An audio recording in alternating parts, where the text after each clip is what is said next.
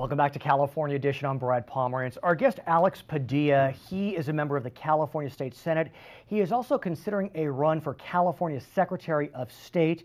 So it's apropos that he has offered SB 35, which deals with voter registration. I can remember, sir, back to the early 90s, and the big push, thanks to MTV, was Motor Voter. Why don't you tell us what Motor Voter is, and then let's talk about SB 35. So Motor Voter and Rock the Vote, right, and all that, the fun early 90s yes. stuff. First of all, I appreciate the nod, Please. But it also comes, I think, at an important time. This is the year 2012, right. Yet another presidential election, and as not just 4 years ago, but 8 years ago and 12 years ago have demonstrated, every vote can make a difference, even in an election like for President of the United States. No doubt. And so it's been our country's history to allow every eligible person to register to vote. We want to make it as easy as possible for people who are eligible to register to vote, make sure their names are on the rolls, and encourage them to show up on election day. So what Motor Voter did is it allowed California citizens to vote when going to the to register when going to the DMV. So in 1993, when President Clinton was in his first term, there was already success demonstrated in the state of Washington in getting people to register to vote when they were coming in to apply for or renew their driver's license. That's why it's known as Motor Voter. And so at that time, they said, well, it's a great idea. It's working in Washington. Let's broaden this nationally. And so there was this National Voter Registration Act that did two things. It required every state to create this voter registration mechanism through the Department of Motor Vehicles or their version of it. But it also required states to identify at least one additional department or agency to be a quote-unquote voter registration agency. In the state of California, under Governor Pete Wilson's wisdom, that agency became the Board of Equalization. Do people frequent the Board of Equalization often? Not very much. Right. I mean, it's a very small universe of people that have a personal interface with the Board of Equalization directly or personally.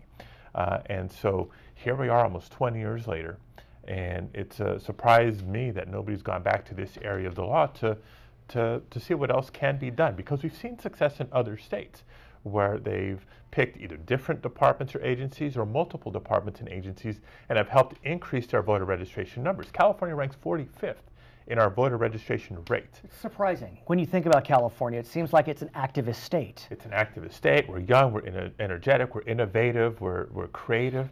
So under your proposed legislation, I presume what you're doing is you're broadening the agencies that would be permitted to provide voter registration information. Exactly. Knowing that there's literally millions of Californians who are eligible to register to vote and have not registered, it seems we want to increase the avenues for their registration and participation. So the bill would broaden it to not just be the Board of Equalization.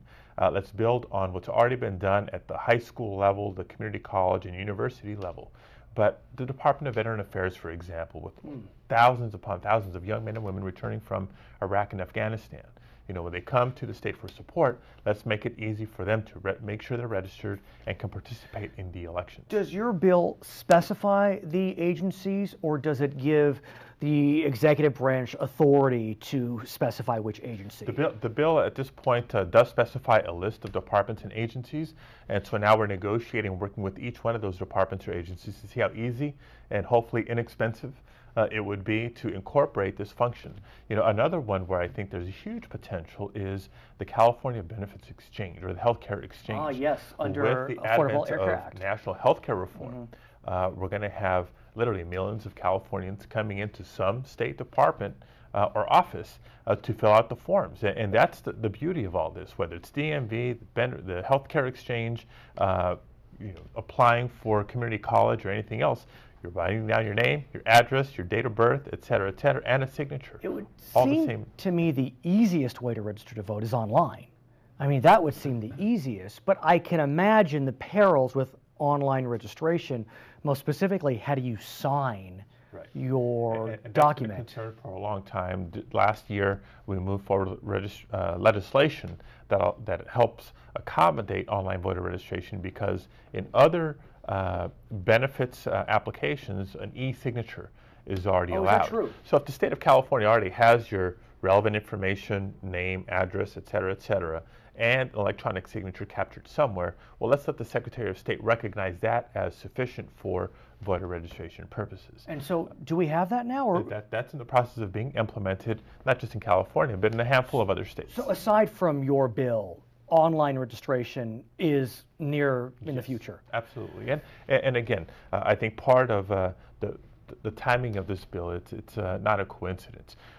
Presidential year, and we hear story after sad story across the country of other states changing their voter registration and their voting laws to be more restrictive. And let's talk about that, sir, because it's in the news a lot lately. Pennsylvania, Wisconsin. I know the governor of Florida has been attacked for purging voter rolls. What do you make of these attempts to make voting arguably more difficult? What's the motivation in your mind? Personally, I think it's a shame and downright un-American.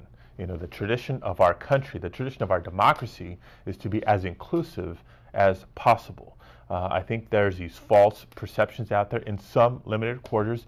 Oh, we have to do everything we can to prevent voter fraud. The instances of voter fraud throughout the country are extremely minimal. I mean, study after study shows that it's less than a fraction of 1% where this has been found to be the case. But let me ask you this, because, for example, if I want to buy something with my credit card, I have to show them my ID, and it proves that it's me.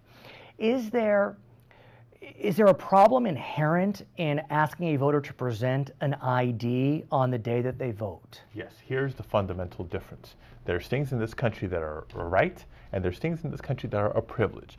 Having a credit card is a privilege. Fair enough. It's not a right. Being able to get through security at an airport, to get on an airplane is a privilege. It's not a right. Being able to go to the ballot box and cast your vote for city council, for school board, or for president of the United States is a constitutional right. So what can be done to protect that right? Well, in those other states with these policies that are being pursued, there's already, and I anticipate more litigation on the constitutionality of those provisions. I bring them up in this conversation only to demonstrate the contrast. My belief, the foundation of this country, the foundation of our democracy is to be as inclusive as possible, to make it as easy as possible to participate legitimately.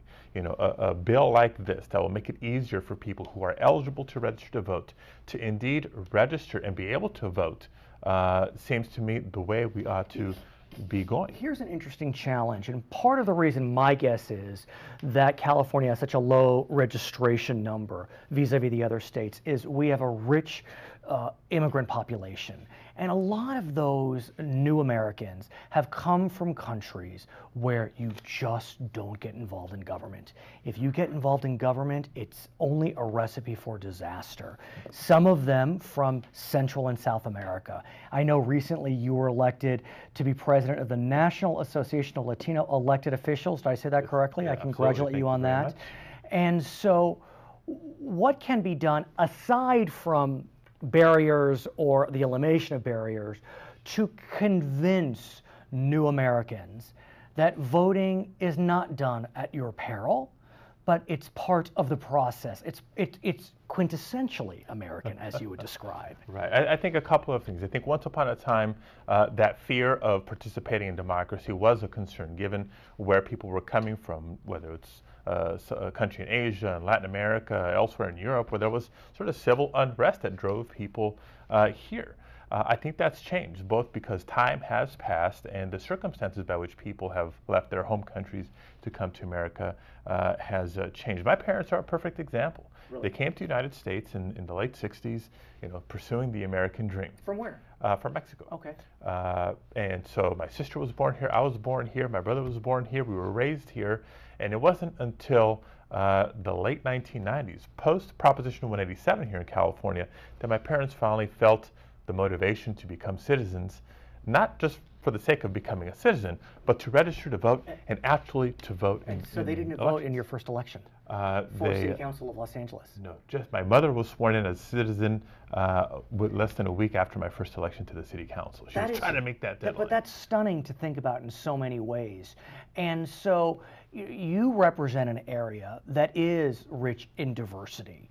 Right. Talk to me about, because look, Latino voting patterns, and I'll talk about Latinos just because you represent that area, Latinos are voting in greater numbers than they had in prior elections, but they still vote disproportionately less to their numbers. Right, and it's a combination. It's not sort of a broad generalization. If you look at the immigrant community, whether it's Latinos or anybody else, when immigrants register to vote, their voting rates are much higher than the average American, voting participation. Oh, so if they do register, they're excited to vote. Absolutely, because they feel that that's their purpose, that's their mission, that's why they're becoming citizens or registering to vote, because they want to have their say in the outcome of our election. So our challenge is, how do we get the people who either aren't becoming citizens to become citizens if they're eligible, or people who haven't registered to register, because we know the participation will be there. And one of the ways, this is not on the registration side, but on the voting side, we see higher and higher rates of voting by mail. So it's no longer a fear equation, it's maybe more a convenience equation. Let's talk about VBM. I have voted in every single election, I believe. I don't think I've missed an election, and I think I have voted in a polling place twice. Every single election I have voted by mail. And I vote very early, because if I don't vote, I forget. That, in my opinion, has really changed the face of elections. I mean, they need, the politicians need to get to me pretty darn early, because I'm voting a month before everyone else. Good for democracy? Well, again, I think it's not an either or. It's not vote at the polls or vote by mail. I don't think it's registering online or walking into an office. I think it's maximizing the opportunities for people to participate, whether it's to register initially or to actually cast their ballot. So vote by mail, if that's what works for you, great, we got to accommodate that. If it's walking into a polling place, great, we still need to be able to accommodate that. What's interesting is, recently, it feels like maybe the last 10 years, becoming a permanent vote-by-mail voter became extremely easy. It used to be that you had to show some form of disability. Now anyone can do it. Exactly. What's your sense of that? Is that a net plus for democracy? I think it's a net plus if we can look back and say more and more people and more percentages of voters were participating in elections because we broadened the ability or the opportunities to participate. Look, from a government standpoint, frankly, it is getting a little bit more expensive because you have to assume people are going to vote by mail, but you still have to keep the polling places open on election day. What about same-day voting registration? I believe Assemblyman Mike Fuhr has a bill pending on that issue. Right. What do you think about same-day voter reg?